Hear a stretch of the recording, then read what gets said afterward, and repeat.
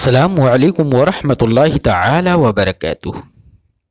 مرحبا بكم في حصة ديوان الحماسة من فصل الجامعة الرضوية منزل الإسلام أونلاين. فيا أيها الطلبة الأعزاء، اجلسوا في هذه الحصة من عينها بكل ما لكم من الوعي والإصغاء، وتخضعوا للمحاضرة بمعاني النظر وحسن الصفاء، واجتهدوا في الحصول على العلم، فبذلك يزدهر مستقبل الحياة، وترافد لكم الآمال المتدفقة في قلوبكم، وتتيسر لكم الفرح والابتهاج إن شاء الله فيما بعد. فتشرفوا هذه الجمل بالقبول كما هو فيكم المأمول. أولا نقرأ العبارة فاستمعوا لها وانصتوا، ثم نوضح المفردات ونلقي عليكم معاني الأبيات. بسم الله الرحمن الرحيم. وقال آخر: وكم دهمتني من خطوب ملمة، صبرت عليها ثم لم أتخشعي، فأدركت سأري والذي قد فعلتم، قلائد في عناقكم لم تقطعي.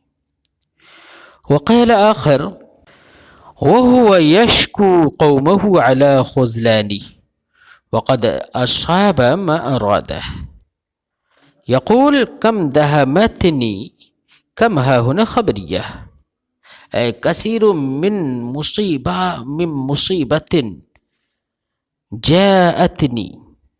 دهمتني، دهمه إذا أتاه بغتة. من خطوب ملمة، خطوب جمع الخطب معناه المصيبة، ملمة أي النازلة. صبرت عليها ثم لم أتخشعي، تخشع يتخشع تخشعا، معناه فزع وخاف.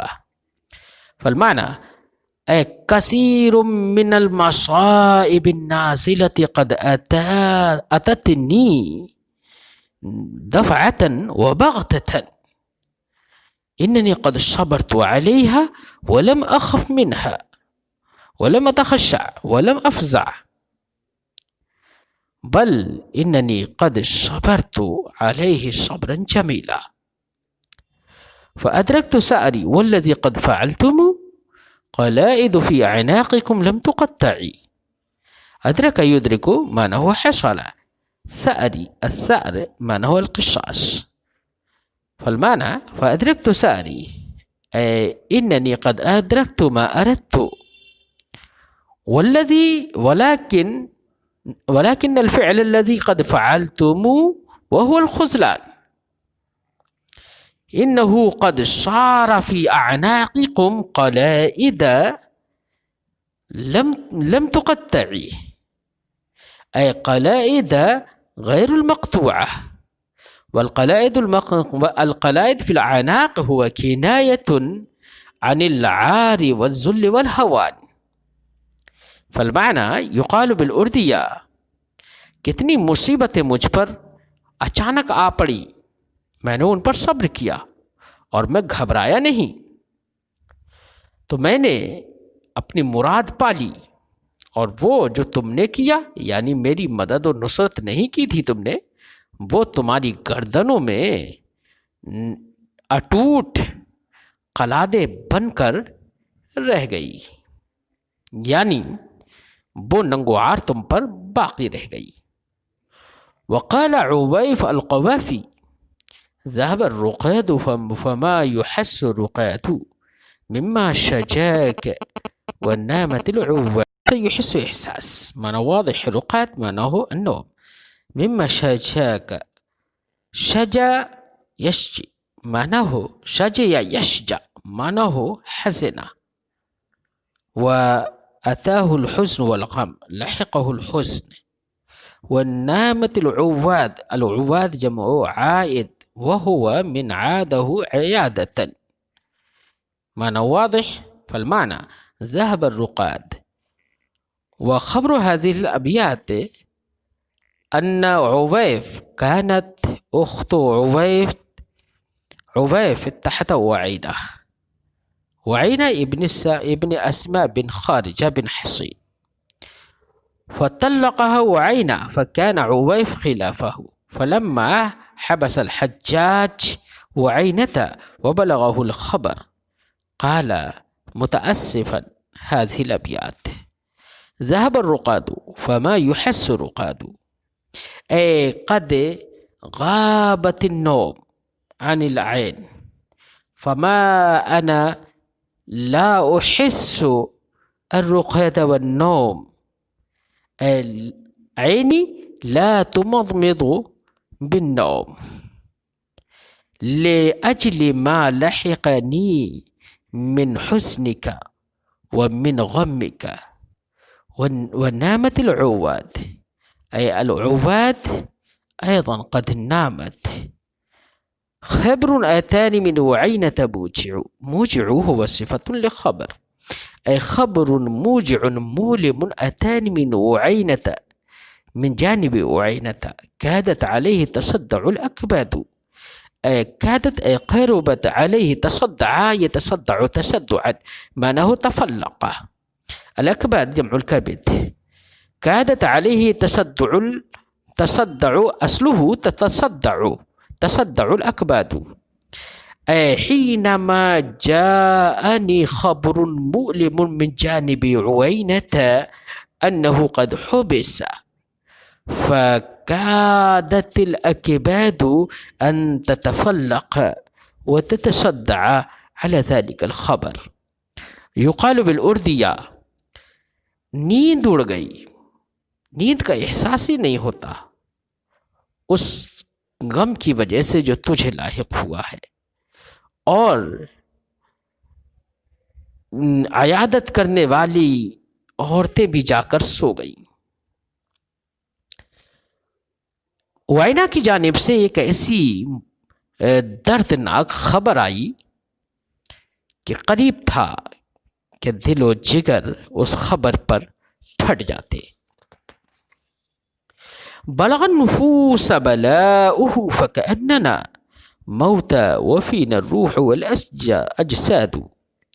بلغ النفوس بلاؤه بلاء ذلك الخبر. بلاء الخبر معناه شدته. النفوس يقول النفوس هو مفعول لقوله بلغ، بلاؤه هو فاعل. فكأننا موتى جمع مجد وفينا الروح والأجساد. وفينا واوها هنا الحالية فالمعنى شدة ذلك الخبر أو شدة ذلك الألم الذي كان الخبر متكبنا عليه. فشدة ذلك الألم أو شدة ذلك الخبر قد بلغ النفوس فكأننا موتى، أي نحن نتخيل أنفسنا موتى كالموتى، والحال أن الروح والأجساد فينا، أي نحن أحياء مع هذه الحياة نتصور أنفسنا لشدة الألم أموات. فهمتم؟ يقال بالأردية شدة ألم، شدة غم، یا اس خبر کی تکلیف دلوں کو ایسی پہنچی کہ ہم اپنے آپ کو مردہ لگتے ہیں جبکہ ہمارے اندر روح اور جسم ہے. یرجون عثرة جدنا ولو انہم لا يدفعون بنا المكاره باتوا. یرجون عثرة جدنا، العثرة معناه الزلزلة، الزلة. جد معناه البخت والنصيب. ولو أنهم لا يدفعون بنا أي بسببنا، لا يدفعون المكاره. المكاره جمع المكره، جمع المكروه. بعد معناه هلك، بعد أي هلكوا. يرجون عثرة جدنا أي إنهم يقصدون زلة بختنا أن نكون أشقياء. ولو أنهم لا يدفعون بنا المكاره والمصائب بادوا، أي لو أنهم لا يدافعون المكاره والمصائب بسببنا إنهم قد هلكوا، فإنهم قد دافعوا المكاره بسببنا فلذلك لم يهلكوا، وبعد ذلك هم يرجون ويقصدون لنا حسرة جدنا. يقال بالأردية، وہ ہماری نصیبے کی لغزش کو چاہتے ہیں، بدبختی چاہتے ہیں، اگر وہ ہمارے سبب اپنی مصیبتوں کو نہ ٹالتے تو ہلاک ہو جاتے. لما أتاني من عينة أنه أمس عليه تظاهر الأقياد،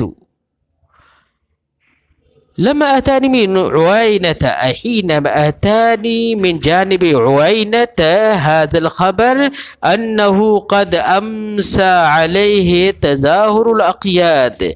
الأقياد جمع القيد، تظاهر معناه التراكم، قد تراكمت الأقياد بعضها فوق بعض. فالمعنى بالأردية، جب میرے عوینہ کی طرف سے مجھے یہ خبر پہنچی کہ اس کے اوپر یکے بعد دیگرے پے در پہ قیدیں ہیں، وہ قیدوں پہ قیدیں اس پہ پڑی ہوئی ہیں، وہ پابند سلاسل ہے. نخلت لہو نفسی النصیحة أنه عند الشدائد تذهب الأحقاد. نخلت هذا جواب لما، أي لما أتاني الخبر من عينة فجعلت نفسي خالصة النصيحة له، أي صارت نفسي مخلصة في النصيحة له. لماذا؟ لما إنني وإن كنت مخالفا له ولكن عند الشدائد تذهب الأحقاد. الأحقاد جمع الحقد، فهمتم؟ فعند الشدائد، فحينما هو قد وقع في الشدائد والمصائب فبعد ذلك تذهب الأحقاد، ذهبت الأحقاد وإنني صرت مخلصا له.